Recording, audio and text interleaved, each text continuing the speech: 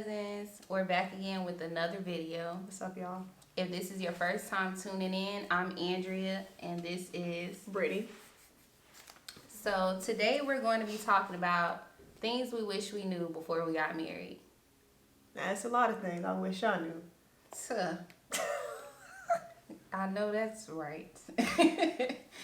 Yeah, it's just there's a lot of things that people don't really, I can't necessarily say don't tell you, but didn't tell us. Right. Only because we did grow up in a single parent household, each of us, and marriage wasn't something that our parents really discussed much. Right. So there's definitely a few things that I wish I would have known before we got getting married. The first thing is going to be you'll have to know your spouse's love language. To me, I think that's big.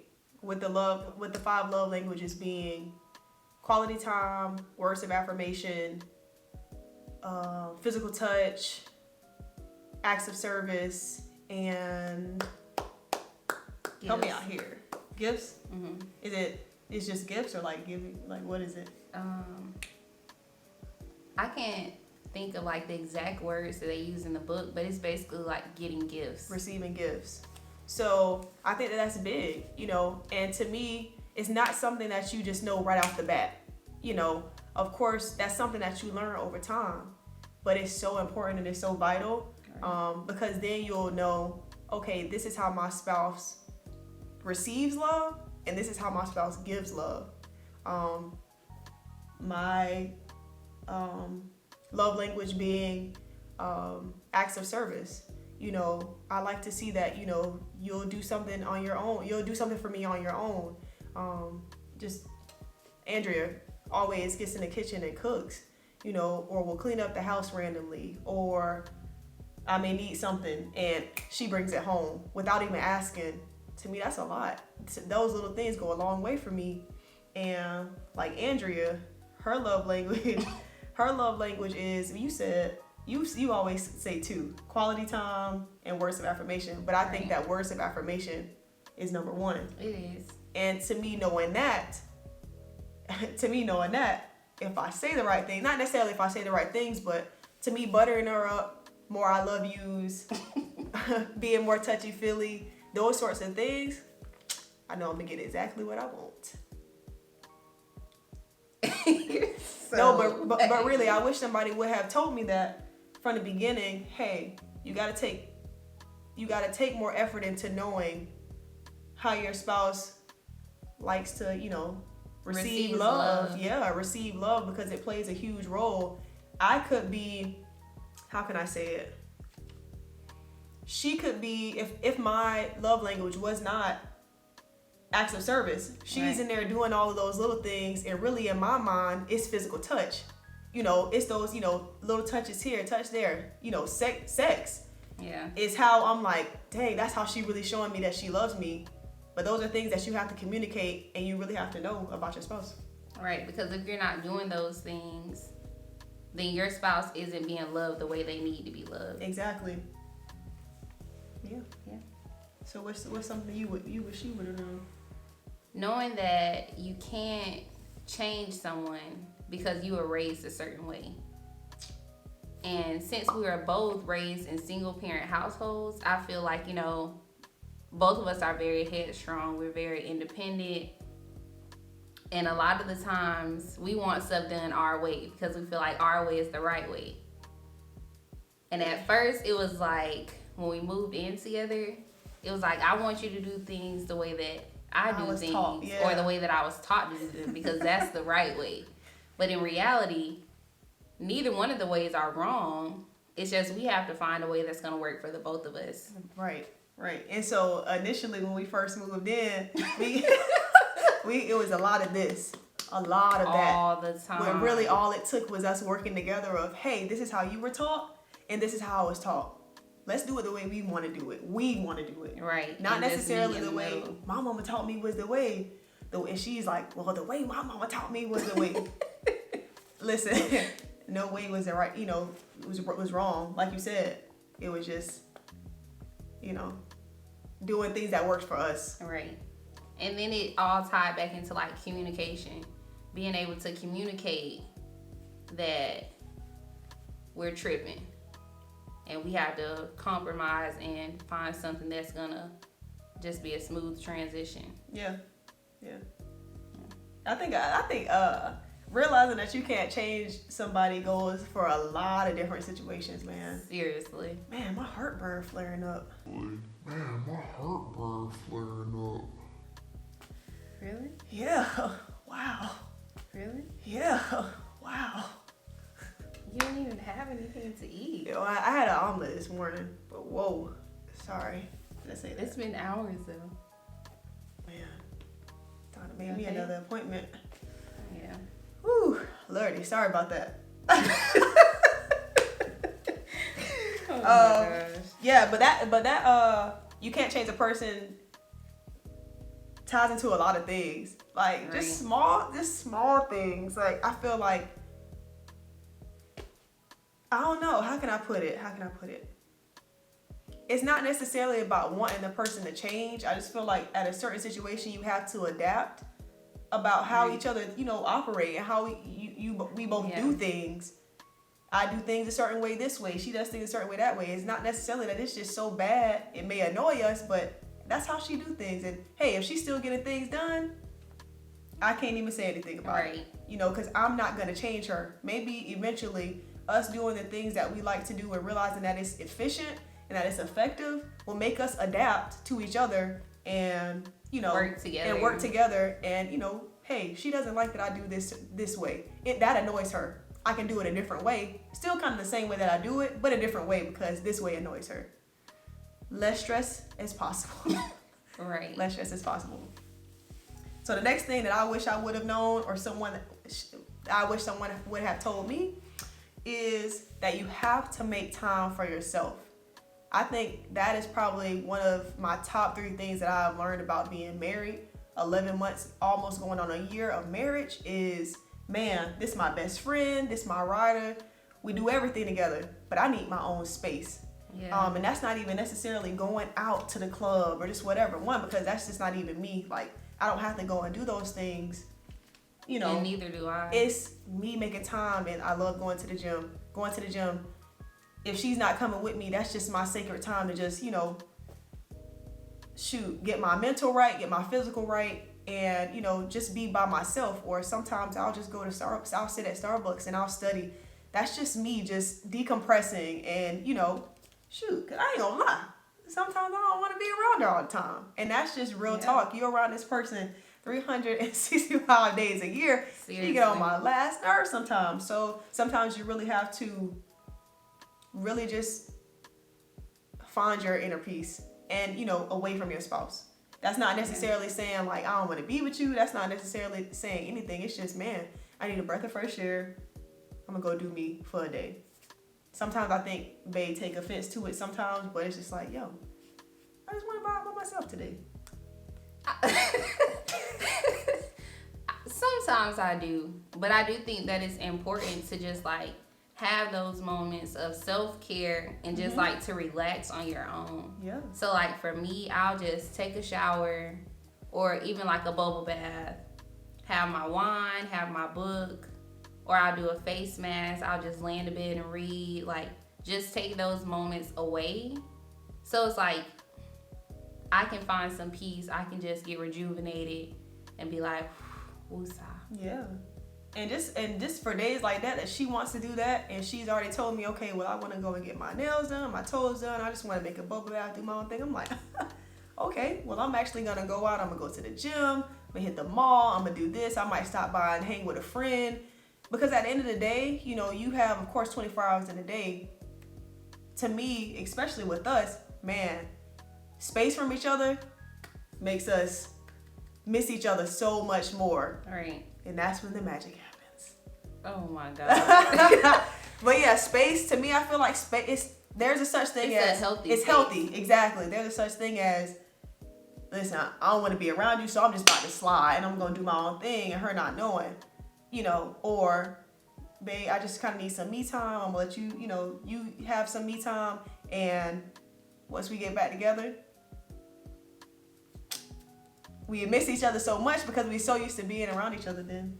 Right. Yeah. And it's, to me, it's nothing wrong with going in, because of course I'm in the military and a lot of my friends do not live here in South Carolina. So going and taking a cheap flight and going to see my best friend in Miami, or, going to see my other friend in Florida, So yeah. No, I don't think it's anything wrong with that at all. Cause I love taking a weekend to just go and vibe with my best friends. It's so refreshing to just like, oh, I'm finally with my friends, because we don't live close to any of our friends. Yeah. We have literally maybe a few friends that we hang out with here, but it's nothing like being home with your best friends, and it's just like, man, I missed you so much. Yeah. What's next? What's next on the list? So something else I wish I knew was how huge of a commitment it is. Of course, I know that marriage is a vow, a commitment in front of God, but it's something that you have to continuously work at. It's not like, oh, I get married today and everything peaches and cream. Right. No, like every single day you have to get up and work towards your marriage, work towards the same goals, and keep fighting for the same things with your spouse. That's true. Because really, when they, I hear like Will Smith and Jada Pinkett Smith say all the time, like, we life partners.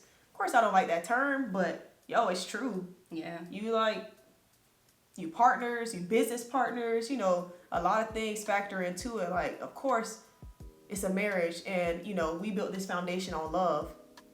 To me personally, and this is for nobody else, love just ain't enough. Love just is not going to do it. It takes a lot more than just that. Just love. Like, you have to be on the same page with everything. Like, communication, finances, spirituality, sex, like all of those things, your expectations and things like that have to align so you can make things work. Mm-hmm. Because if not, then stuff just start falling out of place. I don't have none of those. Look at that. Like that. What was the next thing? Okay, so my next one was marriage doesn't fix your issues. To me, it only exposes them. And when I say that, I'm trying to figure out what I mean. Like, I know what I'm trying to say.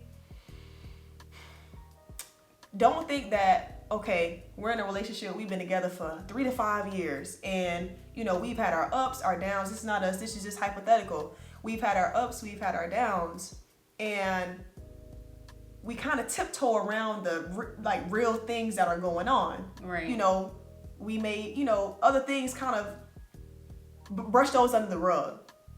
And you think that, yes, I'm ready. I'm gonna ask her the question. I'm gonna get down on one knee. We're gonna get married. We're gonna do this thing. All those little things that you dusted up under the rug, they will come back into play. They will come. Sure. Exactly. They will come back, and they will expose you as a person, as a team. How strong are we as a team, when these things finally hit the forefront? Like, they're really put into our face, and we really have to face those challenges. How strong are we? It expose you, whether that's negatively or positively. And to me, marriage is they're not gonna just make those things go away. It's gonna make them come straight to the front of the line, basically. Yeah, exactly. And that's not only like within your marriage, but you as a person, like things about yourself that you thought you were over or you had brushed away, those things will come back up. Yeah. Like childhood experiences or things that shaped you to be the way that you are. Right. And when you're married, you realize why you're that way. Like, you just thought, oh, no, I'm just fine. Everything is good. And then you realize, oh, whoa, this is going on with me. But this is why this is going on. Yeah. And I can personally say that I think one thing that marriage exposed me of was that how can I say it? I wasn't as selfless as I thought. To me, in my immediate family, the first one to go to college, to graduate college. I'm out there doing everything on my own, full scholarship, that sort of thing. So it was always kind of course, my family is everything, family over everything, right? Right. But to me, when it comes to me, it's Brit. Because Brit had to, get it on her own. Brit had to do this. I always got my own money and, that sort of thing. So when you come into a marriage, it's we. It's not me. Right. And I had to learn, hey, I have to learn to trust. I have to learn to be a team player. Even coming from playing a sport, I got to learn to be a team player within my marriage so that we thrive. And that's so true. I got to be a team player. I got to be able to trust my wife to know that she say she gonna do something, she gonna do it. And not feeling like, dang, she might not get it done, so I still got to go get it done. Nah, I got to trust her enough to know I trust her. She gonna take care of it. If not, then we gonna have issues. We gonna fight. But no, I'm just kidding. but yeah. No, that's true. And same with me. I didn't realize that I didn't trust 100% because I always had this doubt of disappointment. But eventually coming in, I was like, I can't do everything on my own. I'm not Superwoman. Yes, I'm very independent and so is she, but I have to be able to depend on my wife and know that I can trust her 100% and she's not going to disappoint me. And if she does, we can sit down and have a conversation about that. Yes, because you're going to make mistakes. Of course. I'm not saying she's perfect, nor do I want her to be. Excuse me, sorry. But I think being vulnerable and letting her in was one of like the best decisions that I've made, and that helped me grow as a person, not just as a wife. Feeling you, dog. I'm feeling you. Hey, you up next? Oh wait, is this? Am I the next one or? Yeah. Okay. Another one I think that we both wish we would have done, and honestly, to be completely honest with you, no one had to tell me this. I feel like I've heard it from an uncle or aunt or something, or have seen it before, but just realizing that you're not winning every battle. No. Even when you're right. You're not winning every battle, because when it comes to us, we both have to be right. We both have to have the last word. Right. And that's not always healthy. It's not always good. Sometimes, hey, I need you to know that I am right. And this is how it go. I'm gonna Google it. I'm gonna go get facts. Everything. We're gonna go grab the statistics, because that's just how I am, and it's not always good. She's that way too. A lot of times she is right, and I am wrong. But a lot of times she let me feel like I'm right, and then eventually that answer come back around, and I'm like, dang, I was wrong. But guess what? For no argument, she shut her mouth. And to me, that's not necessarily being submissive or anything. That's just, listen, we ain't got time for that today. No. And I'm like, I don't have time to keep going back and forth with you. So I'm like, okay, you got it. And then once she realizes I'm right, she'll come back and she'll be like, all right, babe, you was right. And I'll be like, yeah, I know. Happens a lot of the time. I'm like, why won't you just listen to me? I know what I'm talking about. Yeah. Go ahead, man. So you can't be afraid to have those hard conversations. Oh, this is what you would, another thing. Okay. Yeah. So that was another thing I wish I knew before. Don't be afraid to have the tough conversations. Because they get tough. They do. Like, it gets real, especially like things about finances, or when it's time to have a baby, or if you should have a wedding or elope, or if you should buy a house or continue renting. Like, those are big decisions that neither one of you should make alone. It should be a conversation. It should be something that you guys discuss openly and have realistic expectations. Especially about your finances, because in marriages, that's over 50% of the reason why people get a divorce. So it's like, if you can't be real with yourself and your spouse about your finances, what you doing? Yeah, that's true. I think it kind of come back into the whole, issues exposing themselves, but having those tough conversations, man, and having expectations for each other and for your marriage, to me, it eliminates so many problems, because when it's time to make those decisions, it's not we doing this. It's we've already discussed this. Let's go ahead and move forward, type of thing. And it's certain situations where I have to let her take the lead on it, and she do her thing, because a lot of man, she, very creative, very smart. So I have to, man, Andrea is actually, to me, a little bit more knowledgeable on this right here. So babe, what you think we should do? And a lot of times she be sitting there like, well, shoot, I want to know what you want to do too. But it's like, yo, I feel like in this particular subject, I think you should take the lead on this one, and I'm gonna follow it. I'm gonna trust what you do, and I feel like she does the same for me. But a lot of times you really have to collaborate, and a lot of that comes with those conversations get really real. And they do, and they can be tough to have. I was about to say, you may cry, you may be a little angry, but they're important because, like my stepdad told us, you have to lay those expectations out so that your spouse knows what to expect from you, and you know what to expect from your spouse when it comes to certain things. To me, that was very important information that he gave us. So yeah, that was a good one. And bing, last but not least, go ahead. You have to continue to date your spouse. Yeah, I wish that's definitely something I would have known, but I feel like, I don't know if that have anything to do with being a millennial. Maybe, I'm not sure, but I think that the way we fell in love and the way we got together, you have to still have that certain fire throughout your marriage. Right. Okay, we babies into this marriage thing. Next month will be a year in. But man, in order to keep that, because you get into the monotonous of day-to-day routine, day to day. It happens all the time. I'm going to work, getting up, kiss, I walk the dog, bring it back in. She wake up. Good morning. She texts me, babe, I did this. Make you take out the trash when you get home. This, that. And it becomes a routine. I'm going to the gym. Right. Boom. Home. Sleep. Chill. Boom. So it's like, you really have to make time to know, like, yo, this is date night. Or, shoot, this night is date night. But we definitely getting it in, too. That sort of thing. But to me, I think it just keep the flame going.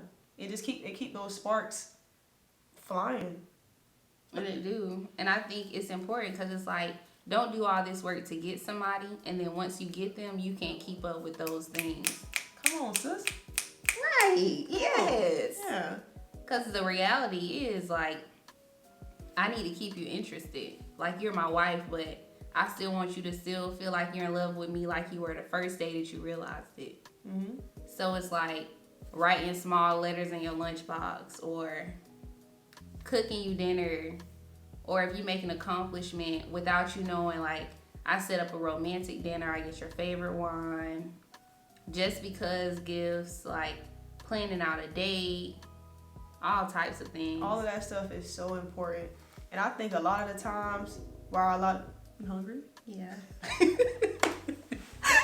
I think we almost done. I think a lot of the times where a lot of relationships, I wouldn't even say die or fail, lose that flame is, man, you got to keep it alive. Don't think that because we've gotten in such a routine of things, that's how I like it. Because that's not how it is. Like, I still text Bae, I hit her up on her social media and act like I'm somebody just trying to holler.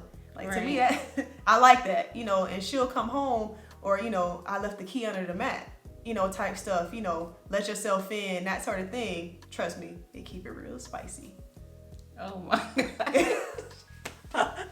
It keeps it real spicy. It's true though. You have to, because at the end of the day, when you ask somebody to marry you, like you said, it's a lifetime commitment, and you realizing, okay, this is the last person that I'm trying to do everything with. New things, old things, everything. We growing old together, but this is it. This is it for me. This is the only person. So you still got to be able to, like, keep so spicy. Yeah. And that's just the reality of it. If you keep that same boring routine, whether your spouse voices it or not, they're bored. You don't want to be bored. No. So it's like, to avoid that, try new things. Like, Yep.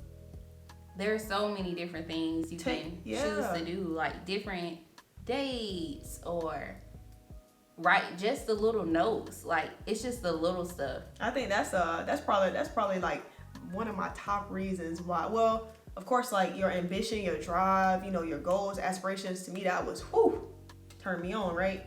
But the small things that you do, and to me, it was never like, oh, she only did this one time. you know, she only did this one time. She only wrote in my lunchbox one time because that was new. Oh, we just moved in, so she playing house. Nah, this is like a consistent thing, and it's like, yo, I can never let this go because I love that stuff. Small things for me. Number one love language there. All right. It was even like this morning when we woke up. I woke up to breakfast in bed, and it's literally the small things. I'm like, wow, they just did something to my heart. Like, I love you. Steak breath, I love you too, babe. Steak breath and all. I said, here is this omelet. Here is your water. Whatever. And yeah, man, like I feel like sometimes it really just depends on who your spouse is, because me and Andrea love to do. We're not homebodies, but we get into that routine where we actually like being home. We got a hookah, you know. We don't want to go spend $35 for a hookah. We got this, we got that. We got a big flat screen TV. Like, we can watch movies, jailbreak the Fire Stick, you know. But sometimes you just got to get out and get some fresh air, you know, type of things. But I love laying in my robe, being comfy. Literally. And that was watching the movies most and drinking underrated wine. Christmas gift. Like, yeah. So it's really just about, you know, knowing your spouse and just knowing, like, yo, we got to keep this thing alive because we want it to last forever. Right. And with that being said, if Give you me a guys, kiss, girl. I love you. I love you too. So yeah, so that's all the things that we wish we would have known. To me, there's a lot more, but those were like the heavy hitters Right. that we felt. Dang, if somebody would have told us that, you know, maybe we could have avoided a lot of arguments. things. Exactly. And however, you know, not even knowing or not being told those things, it helped us work through a lot of issues and early. You know, you got if you're gonna have those type of issues, man, the earlier the better. And to me, with mistakes comes, you know, successes and, you know, overcoming a lot of things. And to me, it's helped. Right. It's not saying that we don't have everything is perfect. It's not. But man, you know, we've learned a lot of things with this just in 11 months. Right. And, you know, yeah. Like, it's been some good times, it's been some bad times, but we worked through it with communication and just having that faith in each other. Like, we married each other for a reason. Oh, yeah. So we can see these problems through. Ain't nobody else. So, y'all, we appreciate y'all watching. Did I say that right? We appreciate y'all. It sounded weird. We appreciate y'all watching. Please like, comment, subscribe. Hit us up in the comment section, man. We appreciate y'all. Love y'all, cuzzos. Peace. Bye.